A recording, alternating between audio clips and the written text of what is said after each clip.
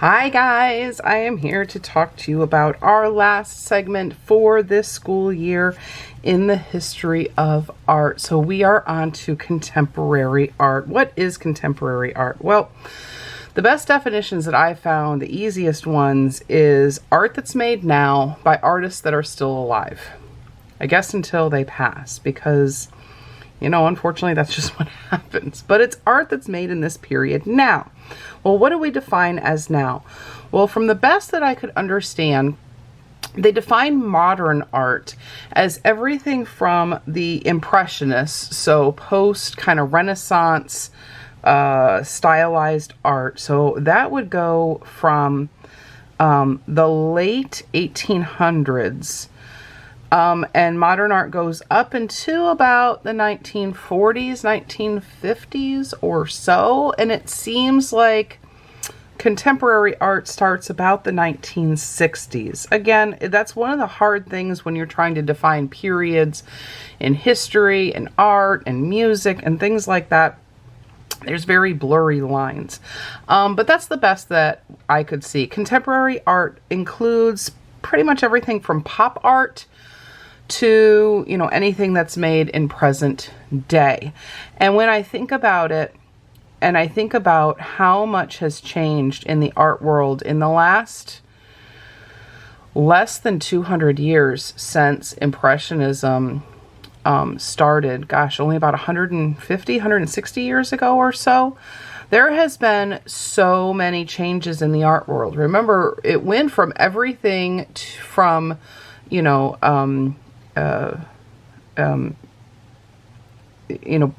the Renaissance period, everything was very, very realistic. And think about just the boldness of the Impressionists to start moving away from that and where we are today with art. And that's only in again, a relatively short period of time in history. Now we're into contemporary art, as I said. So we're looking at the past, 60, 70 years or so, from the 1950s, 1960s, when pop art started, to today. So, and it's not just, contemporary art isn't just, sculpture, paintings, and the such, okay, the things that you traditionally think about. Contemporary art has really expanded beyond just that scope. So you have sculpture, as seen here. I don't know why I love these little balloon characters. Yeah, I love them. But it also includes performance art. So performance art, and you've had theater. Theater's been around for eons, right? But performance art that really started coming around in, the 1960s, 1970s, 1980s is where the performance itself is the art. And it's a different style, different form in theater, in dance, than the traditional methods. When my boys would take dance classes, they had the traditional ballet classes, but they also had the contemporary and modern ballet classes. And it definitely had a different style, a different feel. It was, telling a story. It was just different. So there's contemporary performance art. Earth art. Earth art has made a comeback. And, using the art or the earth to create the art. It's kind of funny because if you look back in history, there were a lot of cultures, way back when, that made some of these same things too. Think about Stonehenge. Think about some of the art sculptures that were found here in, America, made by Native Americans that were here, and, these mounds of earth, and they form shapes and animals and things like that. It's really cool that, so that's made a comeback, I guess you could say, because now people are using the earth to create art again. Kind of neat, right? And in this world where computers are everywhere and everything, I mean, they're even in, your own pocket, right? It's not surprising that digital art is becoming a real thing. In fact, one of my kids' teachers just made a character using just Inkscape. My boys love playing around with animation using PowerPoint and different things.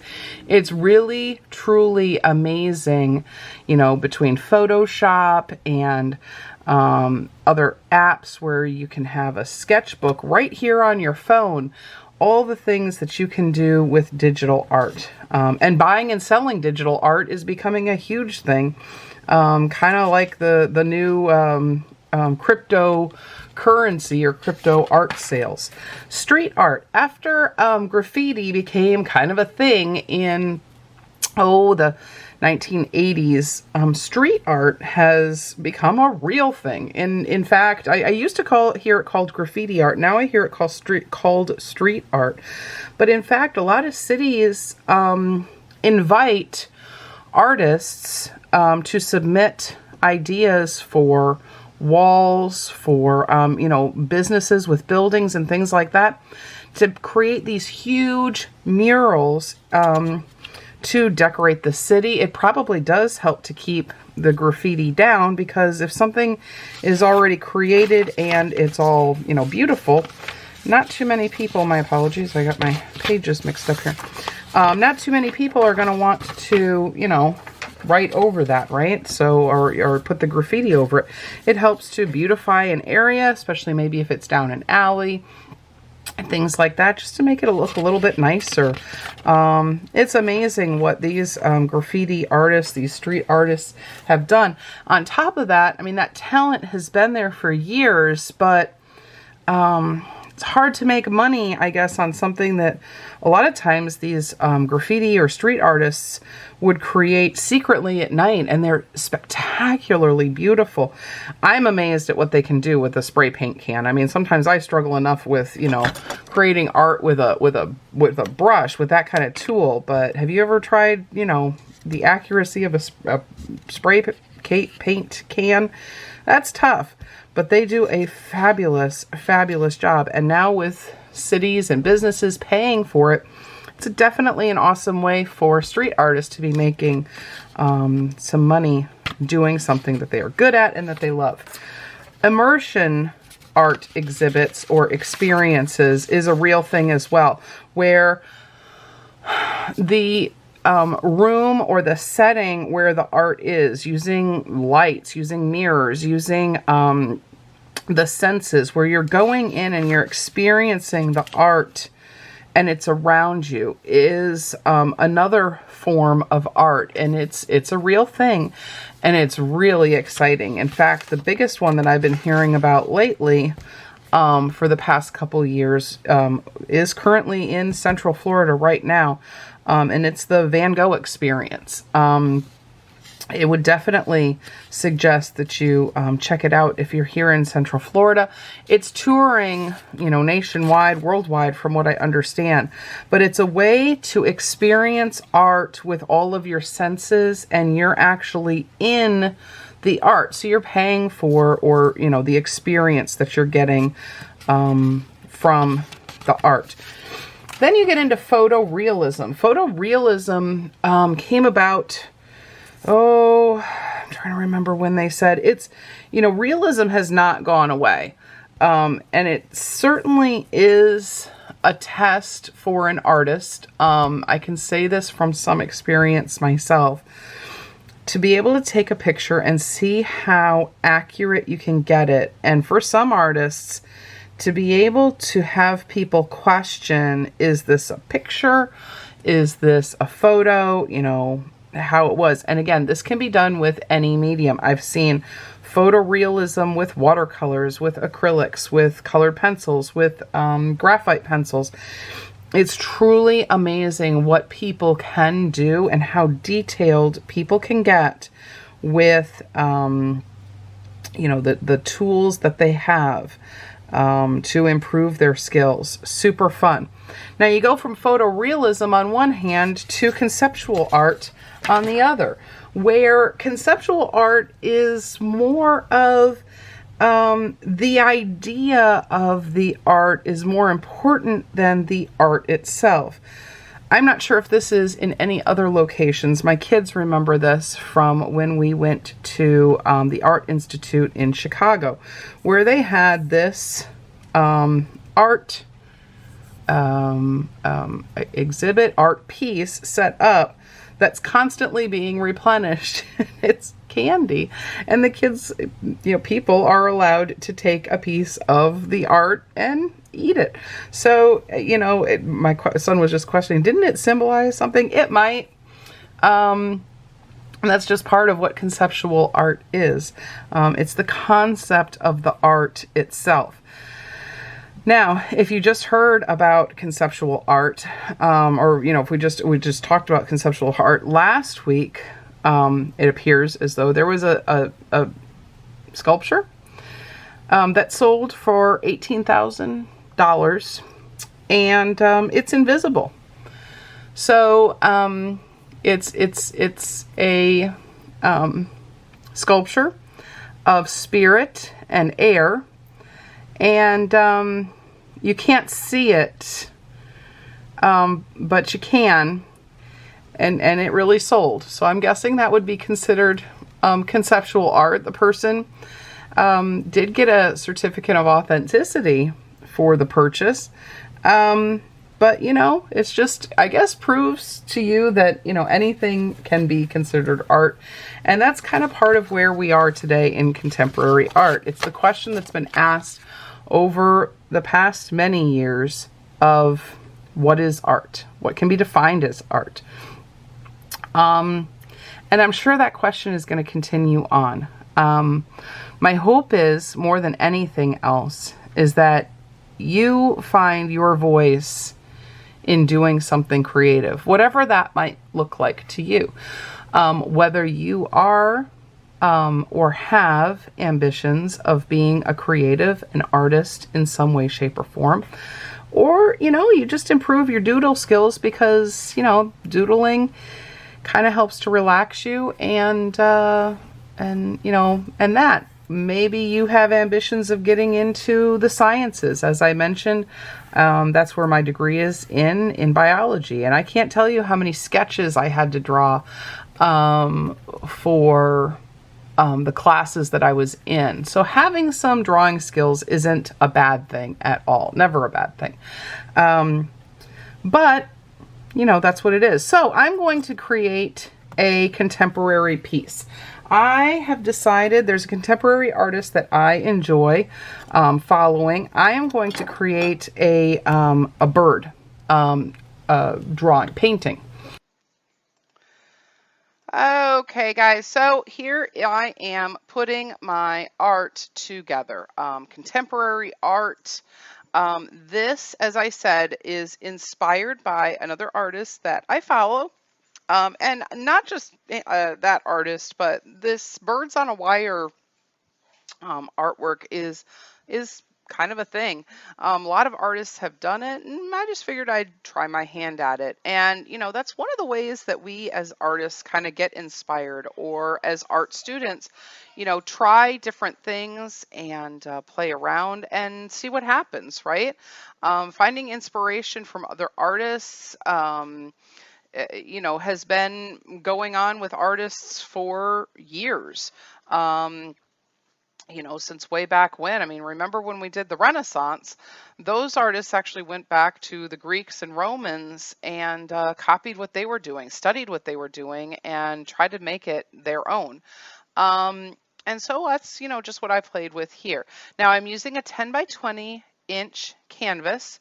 I put a couple layers of clear gesso on it, but I didn't put a whole lot.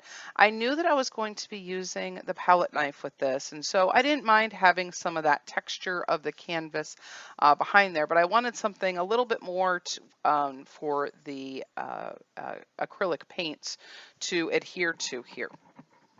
So I also decided on the colors based on what I was going to do. So my original thinking was that I was just going to do the silhouettes, but in the back of my mind, I was thinking about putting in colors for cardinals. Now, why cardinals? Well, I could have just done any birds and that would have been fine.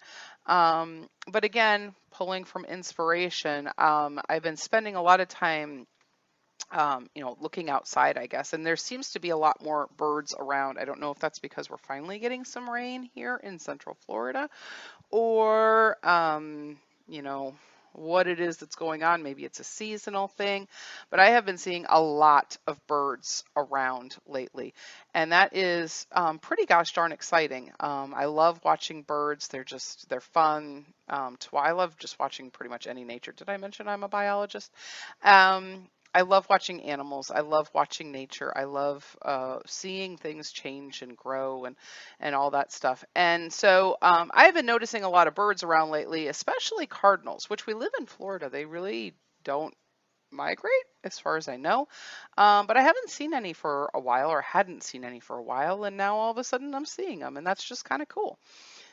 So, for some of you who, know me a little bit more personally, you may have heard that we've had some stuff going on, personally as a family. And, um, I've been told that there's kind of this, thinking that, um, cardinals are kind of visitors from heaven, or an indication that that spirits are with you or something like that. And that's just a really cool thought, again, because when you're going through stuff, it's nice to know that there's others around that love you, that care about you. And it's just, for me, sometimes those kinds of things are the reminders that everything is going to be okay. I also love watching birds because they're just, again, in nature, these animals, they don't ever seem to have any kind of worries. They just always look like they're just totally cool, chill, and just enjoying the moment. And I'm not all that good at that sometimes, especially when I'm thinking about all the things that I have to do today and the things that I need to do tomorrow and that thing that's due next week. Just really tend to forget to just stop and enjoy the moment. And birds are really cool at doing that. So, if you haven't in a while, sit and watch some birds, some animals out in the wild, and you'll be amazed at how relaxing it can truly be. So that's my inspiration for this piece, and where you find inspiration is entirely up to you. A lot of artists, especially art students, ask for advice. And, of course, one of the first pieces of advice that I give is just to keep doing whatever it is that you're doing. Whatever it is, whatever kind of art that you enjoy doing, just keep doing it, okay? But at the same time, try new things and see what happens. Try different mediums, try different art styles, try everything different. Why? Because you really don't know if you like something unless you try it. And, while looking at contemporary art might not be your thing, you may find that you actually enjoy it. I've been really surprised since doing the abstract pieces, how much I enjoy and how relaxing I find doing abstract art is. So when I'm a little stressed out, or it's things are busy, or I'm, been maybe doing a lot of work around the house and I'm trying to find my creative groove. I find that playing around with some abstract art is a great way for me to kind of get some warm up, get some play in, and it can be a lot of fun. So allow yourself to try that. Now, I decided I was going to do these cardinals, and I've talked a lot before about using reference photos. So there are websites out there like Pixabay that I have told you about before that you can get pictures that do not have any kind of royalty, fees or anything like that with it, that they're free to use. And, you can, use the pictures for inspiration. The best thing that you could do is go out and either paint outdoors and plein air, or, take some pictures and bring them home and, try that. Um, But when I'm trying to get this cardinal, these cardinals, I knew I wanted to do two. I wanted to do a male and female. Um, Sometimes it's really easy to just go and use, reference photo. So I think this was on like the National Audubon's thing. Obviously, I'm not copying it and I'm not, claiming that the picture is mine or anything like that, but it did help me to at least get the shape of the bird. So reference photos are really good in that sense, in that they're going to help you to get proportions right, get shapes right, and things like that. It's awesome to try to paint or draw from memory, but that is not always possible. My memory is kind of sketchy sometimes when it comes to like where the highlights are and where the colors are and shadows and things like that. So sometimes being able to have a reference photo to help me visually see where things are, where they're supposed to be, stuff like that, tends to be pretty helpful. So don't shy away from doing that. I used a couple different shades of red here. So I put the black down first, and I had thought about letting that dry, but I figured I was just going to go for it. I was just going to go crazy and put everything together. I figured that might help to blend it in a little bit better. So I used an alizarin crimson first, which was that really dark, deep blood red. I love that red. And then I put over it a quinacridone red, which I only recently found, but I love it. It's like a bright, bright red. And I really love how it turns it out. It's really, really pretty. And then I put in between there, I put a different color red. Which one was that one? I'd have to go look up the color. It's not ringing. So anyway, there's three reds there. I put the orange for the beak, and then on for the female. So I used a couple different colors of brown. There is the sienna brown, burnt sienna, I think was what it was. But a couple different colors. The other thing that helps when you're looking at reference photos, at least the female cardinal that I was looking at had some hints of red in like the wing and the crest. And so I really wanted to throw that in there. I also thought that that might help to kind of balance out the male cardinal, since he is so bright and so bold. I love cardinals because, so many other birds are just kind of blend in with the environment. And, cardinals don't. They're all like, woohoo, look at me, I'm so pretty. And bright red. And it's really cool when they're in the grass because they show up really, really easily with that bright red against that bright green grass. So anywho, so I thought to myself that I would, try throwing a little bit of that red in there to counterbalance that. So what other tips can I give you? As we mentioned in the beginning with the contemporary art, this is art of the now that living artists are creating. And as we mentioned, there are just lots of different styles and everything. And that means that it's just a really cool time to be an artist. It means that it's a fun time for you to experiment and play. And while everybody isn't necessarily going to like your art, that's totally okay too. Just keep painting, keep enjoying, keep being you. And, you'll find your people. All right. Not everybody's going to like what you do, whether you do abstract or you do realism. Somebody's not going to like it, and that's okay. Um, just keep being you, keep being true to you, and create the art. And I promise you, you will find your audience, you will find your voice, you'll find it all. Just keep doing it, keep putting it out there, and keep enjoying what you're doing. Above all, enjoy what you do, because it's awesome to be an artist. I'm not going to lie, it's really cool to be able to um, go to work and my work is playing around with paints and art and stuff like that. It is really, really cool. But you don't ever want that to turn into, you not enjoying what you are painting or doing. So just make sure you're having fun and enjoy it, guys. That's the most important thing.